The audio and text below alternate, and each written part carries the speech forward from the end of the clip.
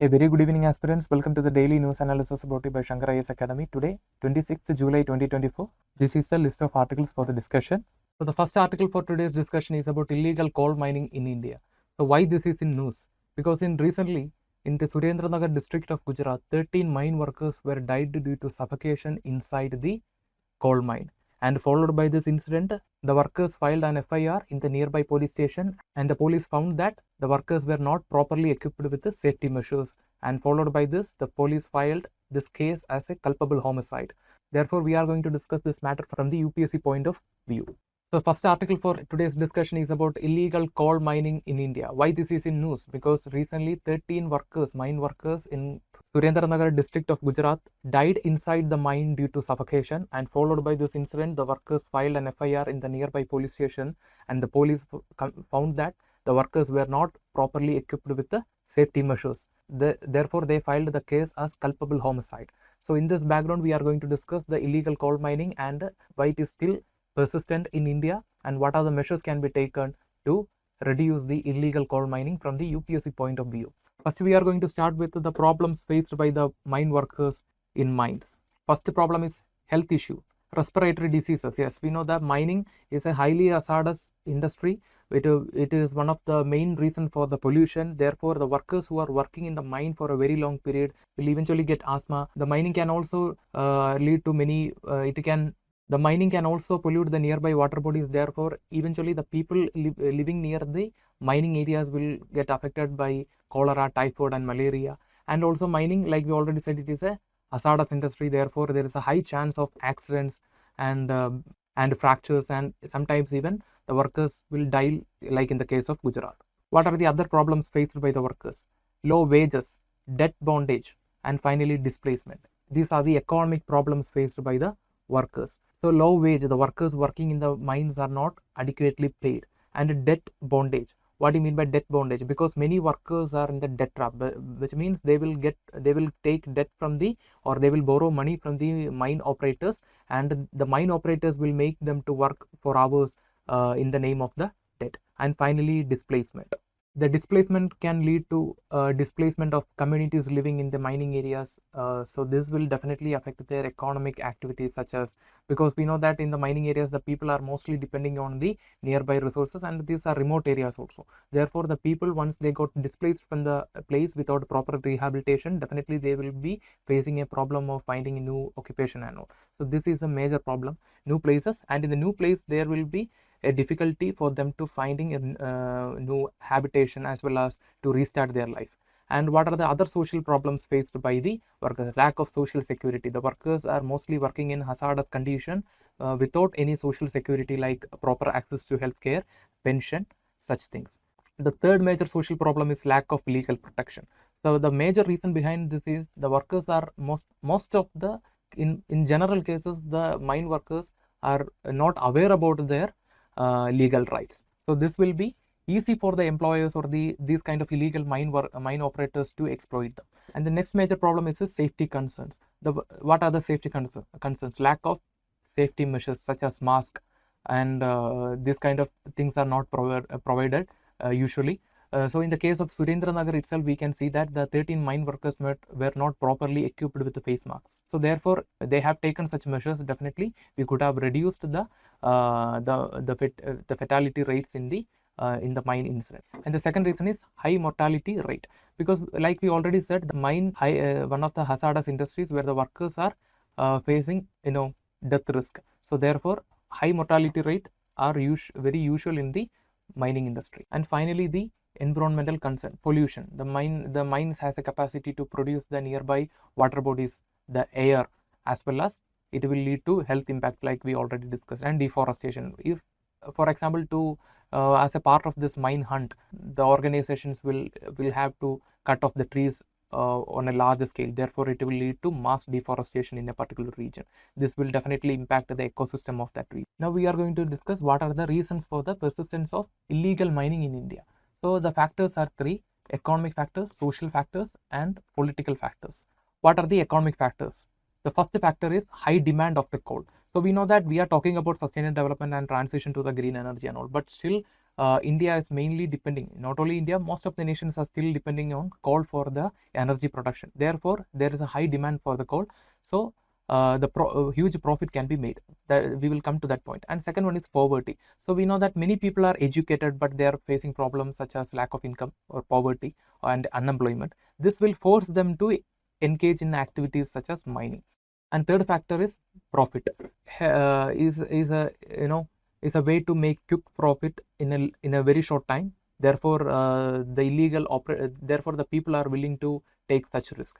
So these are the economic factors for the persistence of illegal mining in India. Coming to the social factors: community dependence, lack of education.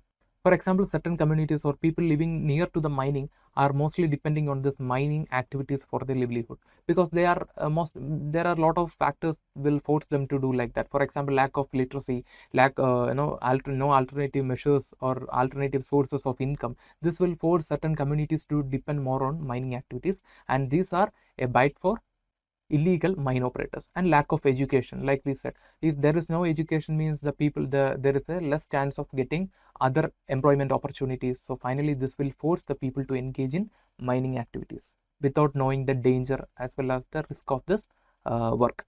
And coming to the political factors, what are the political factors? Political factors include the officials are giving silent consent for this illegal mining after accepting bribe. So this is one of the major reasons. And second major reason is the weak enforcement. So related to the mine, there are many legal frameworks and provisions, but still they are not sufficiently implemented. With this, we are moving on to the legal framework for the mining and its related activities. First, Mining and the Minerals Development and Regulation Act 1957. So this is the act which governs the mining sector in India. So recently the government has amended this Act 1957 to expand our search for critical minerals. So this is the core law that governs the mining sector in India. And the second act is Coal Mines Nationalization Act 1973. So this nationalized the mine sector for better regulation and improvement. And finally, we have the Mineral Concession Rules 1960, and this establishes procedure for obtaining mining leases and licenses. With this, we will discuss what are the safety measures taken to address the issues of mine workers. First of all, legal and regulatory measures. So it includes regular inspection and strict implementation of certain acts. What are the acts? So strict implementation of Mines Act 1952 and the Coal Mines Regulation. Now we will see what are the safety measures we have to address the issues of mine workers. So first of all, we will be discussing the legal and regulatory measures. So in that, it includes the strict implementation of the Mines Act 1952 and the Coal Mines Regulation 2017. This includes regular inspection of Director General of Mine Safety to enforce the rules and regulations. And second, we have District Mineral Foundation. So what is the function of this District Mineral Foundation? It uses the funds from the mining leaseholders for the improvement of health, education and infrastructure in the mining affected area. So what is the function? So it uses the funds from the mining leaseholders for improving health, education and infrastructure in mining affected area. And finally, we have a scheme that is Pradhan Mantri Kanji Kshetra Kalyan Yojana for the development and welfare projects in the mining affected area. But these are the measures that we have today, but the proper implementation is the main concern that we have. And still, not only in Gujarat, in many other regions of India like Jharkhand, West Bengal, Chhattisgarh and Meghalaya, the illegal mining is still going on. So with this, we are coming to the conclusion of this topic and we are moving to the next topic. Look at this article, it talks about the Nissar project. So why it is in the news? Because yesterday the Indian Space Research Organization submitted the list of missions to the Lok Sabha, but in the list the most anticipated Nissar project wasn't mentioned. So this brought the Nissar project again a matter of discussion in the news. So we will be discussing what are the features of Nissar project from the UPSC point of view. First we will be seeing what we mean by Nissar. So Nissar, the word Nissar is taken from NASA ISRO Synthetic Aperture Radar. It is a joint mission of NASA and ISRO. What is the main objective of this mission? The main objective of the mission is to measure land surface changes using radar imaging. So what are the features of this Nissar? See, before that we have to understand what is meant by synthetic aperture radar. Okay, so synthetic aperture radar, it is a technique of active data collection using microwave. So it will give a high resolution data. Okay, now we will move on to the features of Nissar project. So first we can see that it will be the first radar to map entire Earth systematically, which uses L band and S band. So we will be coming to this L band and S band shortly, and before that we have to understand it will be the first radar to map the entire Earth systematically. So you can see that once the project is launched, it will be mapping the entire globe in 12 days, and you can see that the satellite can measure even 1 centimeter change in the Earth's surface. So you can imagine the resolution. This program was expected to be launched in the year 2024, but still it is not mentioned in the list. Like we already said, it is a collaboration of NASA and ISRO, launched in 2014. And in this context, let us discuss what are the contributions made from each side. First, we will see the NASA side. From NASA, they will be providing L-band, communication subsystem, GPS receivers, solid state recorder, and payload. So L-band, long band, which will be provided by NASA. So it has this long band has a high capacity to penetrate through various obstacles. We will be discussing that shortly. And the second one is communication subsystem. Third one is GPS receivers. And fourth one is solid state recorder, that too with high capacity. Okay, because the high capacity, so resolution will be very high, and therefore the NASA will be providing solid state recorder, that too with the high capacity, because the data will be very huge and it requires high space. Therefore they will be providing the solid state recorder. And finally the payload subsystem. Okay, and from the ISRO side, we will be providing spacecraft, bus, S-band radar, launch vehicle, and finally the associated launch services. So we will be providing the spaceport for launching the satellite, and second we will be giving the launch vehicle, that is GSLV, and for that we will be using GSLV Mark II. Mark II will be used. So these are the contributions made from the either sides.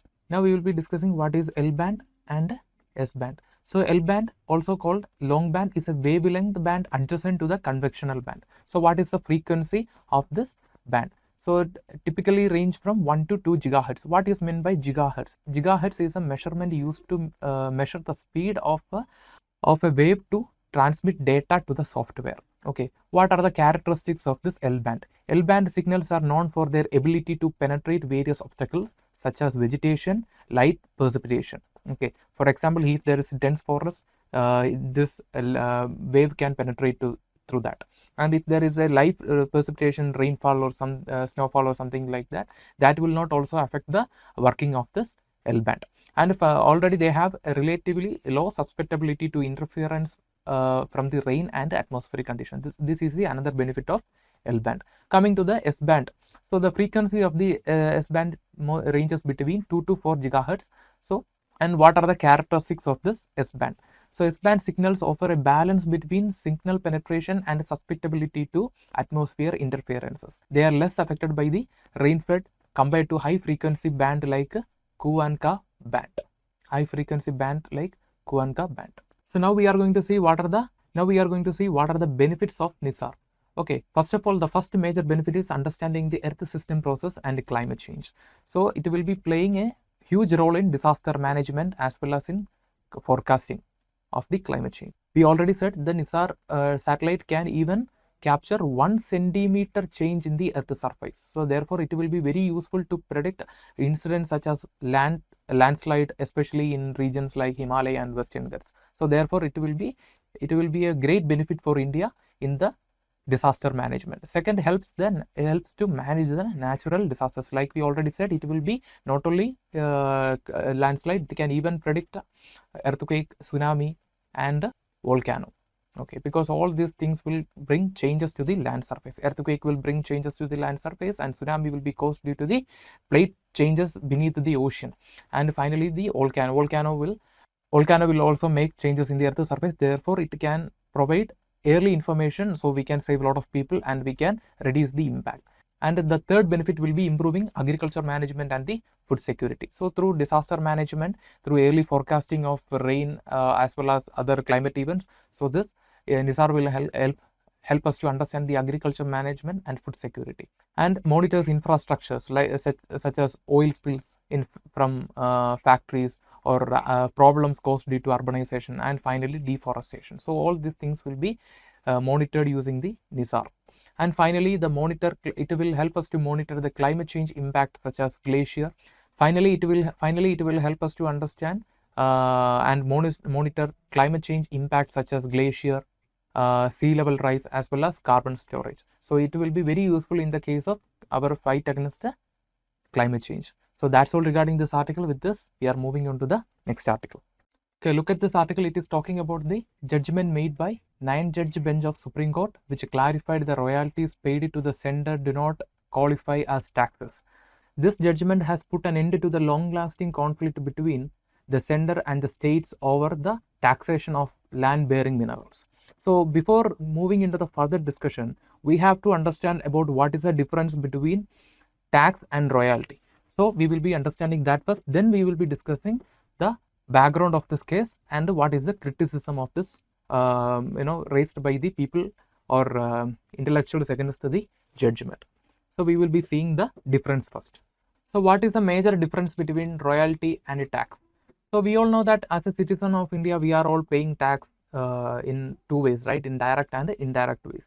So in the case of tax, it will be imposed under a statutory power, and that will be state for the benefit of society. But in the case of royalty, it will be based on an agreement between two parties. For the best example of the royalty can be said copyrights, okay, held by artists over their creation. So it is a best example of royalty. For example, if you want to use a piece of for example a part of music in a movie, then you have to take the copyright from the creator. So that is a royalty. So the best example of the royalty is copyright. So it is based on agreement between two parties. And second one, the compensation for rights and privileges. For example, if you are using someone's resources, then according to the quantity of usage, you have to pay the compensation. For example, if you are using, in the case of mines itself, the leasee will be paying an amount as compensation to the leaser.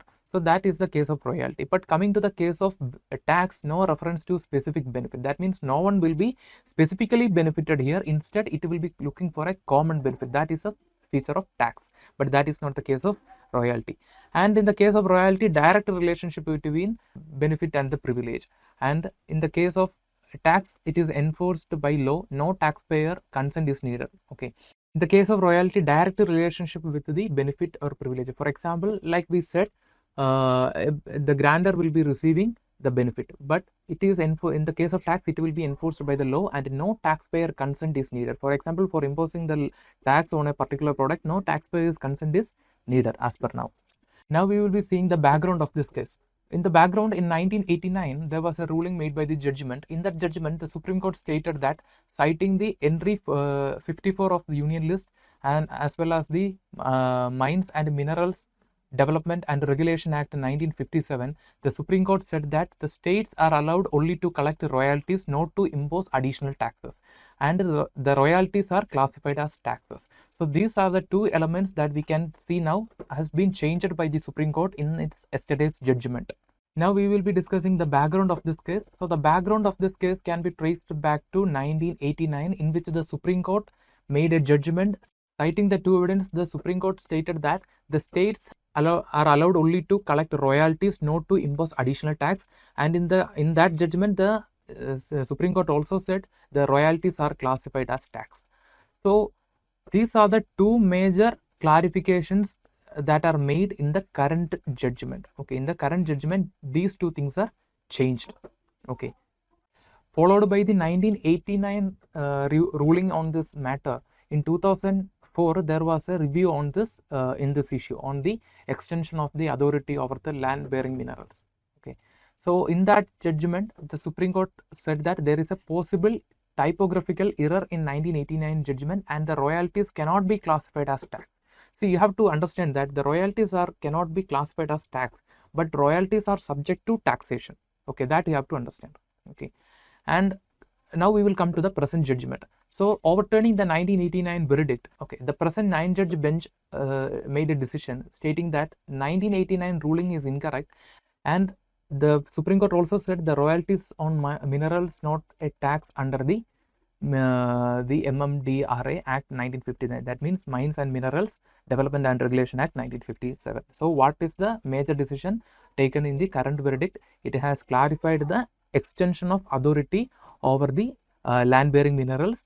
Therefore, hereafter the states are allowed to tax, but the sender can can frame limitation, or the center can frame how the state has to tax the land bearing minerals. That means that is to what is the role of sender here? It will ensure the mineral development is happening, the development in the mineral sector is not hindered by the state. So that is the role of the union government hereafter, but the state will have the power to collect tax. So like we already said, the state authority the power to impose tax on mineral rights, and what are the parliament only limit to prevent hindrance to mineral development, like we already said.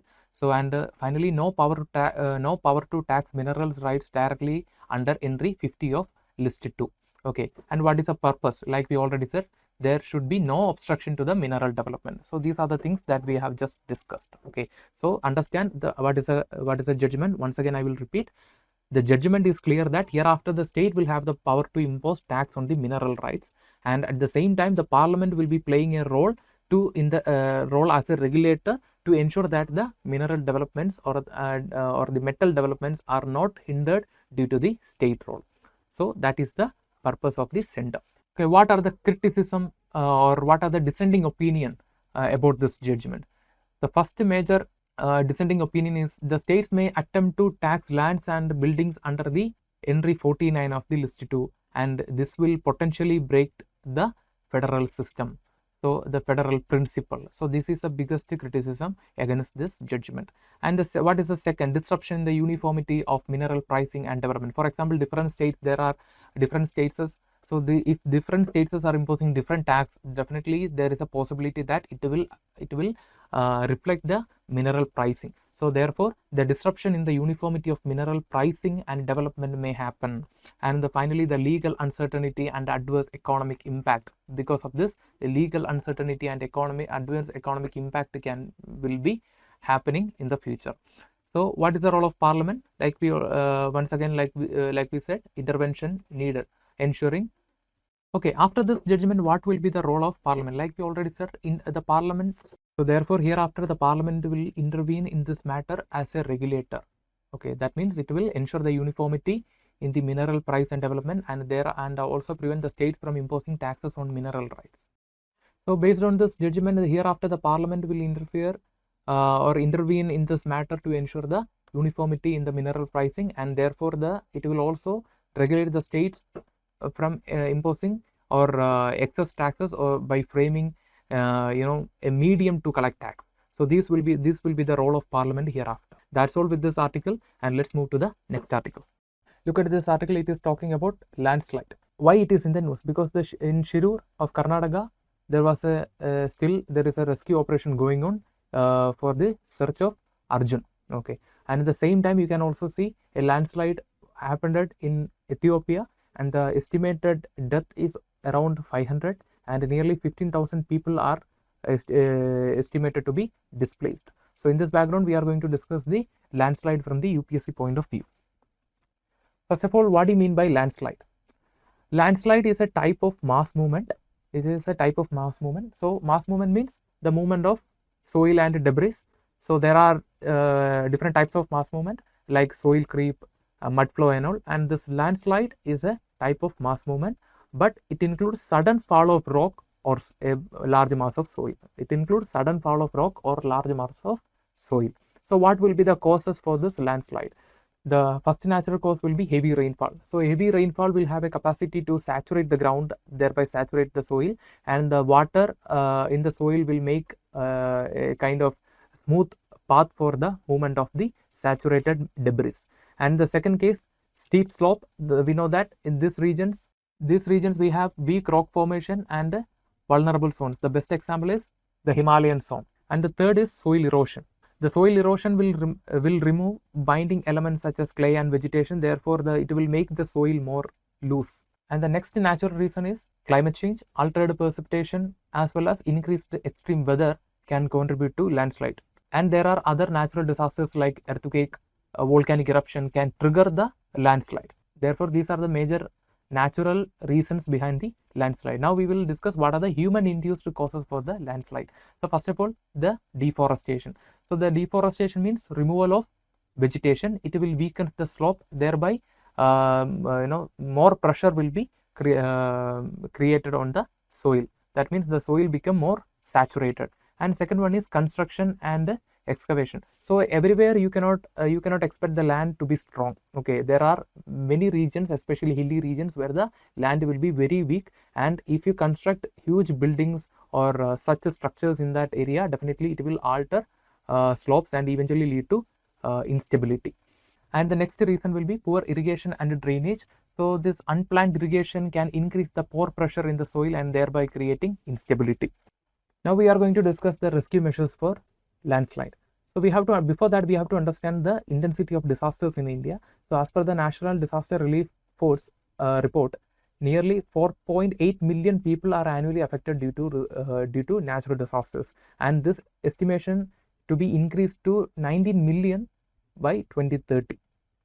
With this, we are going to discuss what are the National Disaster Relief Force's initiatives for dealing with such disasters, including landslide. First of all, inflatable lead balloon lights. So this will be very useful to search people in dark, or even the operation can continue, the rescue operations can continue even in the nights. And second one is pneumatic shoring system. So this will be used to hold the falling structure. For example, it will be very useful in the case of earthquake, or even in the case of landslide. So the falling of structure on people are one of the major reasons for fatality in the case of earthquake. So this will be very useful to deal with such incidents. And third one is quick deployable antennas. So this will be ensuring proper communication and sharing of information. And the fourth one is smart gadgets for decontamination. For example, in the case of any outbreak of chemical from factories, or outbreak of radiation.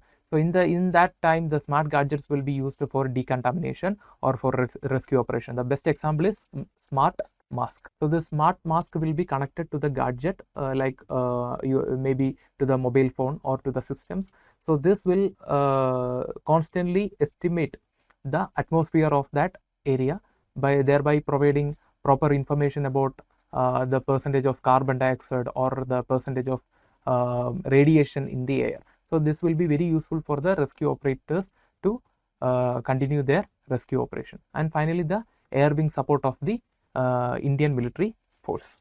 Now we are going to discuss what are the major state government initiatives to deal with disasters. First, we will start with Odisha. The first state in India to take such a measure was Odisha, that they developed early warning dissemination system for better communication during the disaster management, and also Satark app. This app will provide early warning. This will be providing, so the early warning dissemination system will provide better communication during the disaster management. And second one is Satark app will be providing early warning system. Okay, the Satark app will be providing early warning message to everyone. And coming to the case of Kerala, as a part of their IT mission, they developed a state-based public URL called Kerala Rescue Rebuild Kerala, so deal with the crisis management. So what is this? This facility will help the government or the authorities to, with the help of a message or a text message. So they can find the location of a person with the help of a text message. So this will help in reducing the or finding the people during the disaster, thereby reducing the fatality rates. And coming to the case of Tamil Nadu, they developed something called TANSMART Web GIS system, and this system was developed in collaboration with the ISRO. And this system is used for hazard forecast, disaster impact forecast, and advisory response planning. Coming to the case of Karnataka, they developed a GPS enabled system to find the people, and they also developed a drone called the boats.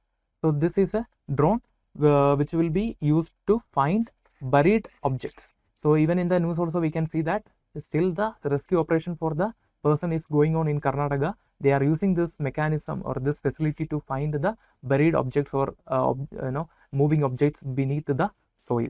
In this article, we have discussed what is landslide, what are the natural and man-made causes for the landslide, and what are the key initiatives taken by the government and key initiatives taken by the government to deal with the natural disasters, including landslide. With this, we are coming to the conclusion of this discussion and moving on to the MCQ for today. The first question is, with reference to Mines and Minerals Development and Regulation Act 1957, consider the following statements. Statement 1, it aims to promote exploration and sustainable development of mineral resources. Statement 2, only major minerals like iron ore and coal are granted through a mining lease under the MMDR Act. So select the correct answer, correct statements using the code given below.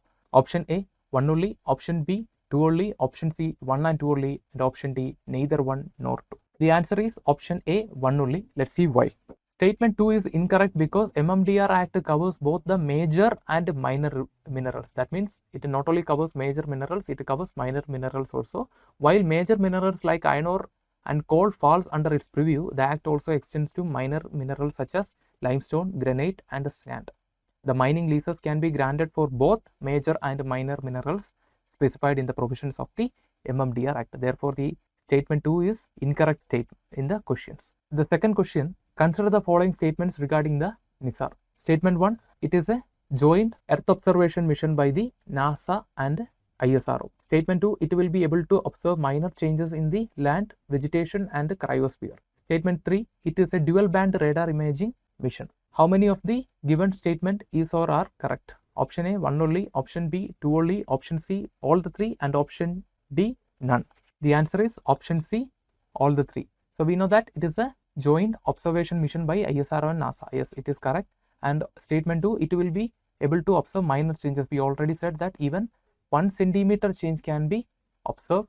And statement 3, therefore it is also correct. And statement 3, it is a dual band radar imaging mission. We already said L band and S band. So the last question for today is about landslides. Which of the following statements are correct about landslides? Statement first, this occur only on the gentle slope during rain. They generally occur in clay-rich soil. And statement 3, earthquake triggers landslide. So what will be the answer? So the answer is option C, 2 and 3 only.